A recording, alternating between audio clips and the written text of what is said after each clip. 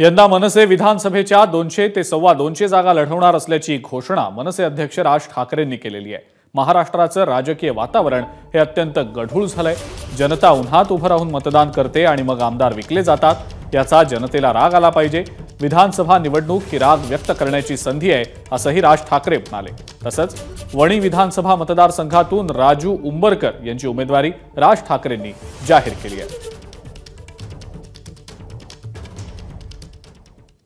उमेदवारांची चाचपणी करण्यासाठी म्हणून हा दौरा आखला। मराठवाडा झाला, आता विदर्भाचा दौरा माझा सुरू आहे। पुढे उत्तर महाराष्ट्राचा होईल, मग तो आमच्या कोकणाचा होईल, पश्चिम महाराष्ट्राचा होईल। यावेळच्या निवडणुका जरा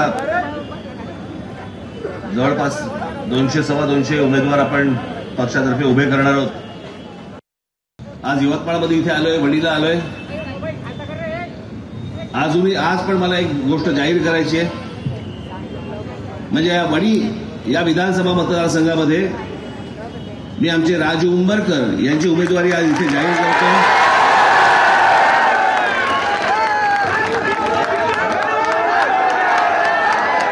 सर्वांनी पूर्ण ताकदीने राजू उंबरकरांच्या मागे उभं राहावं, त्यांना आमदार म्हणून आतमध्ये पाठवावं।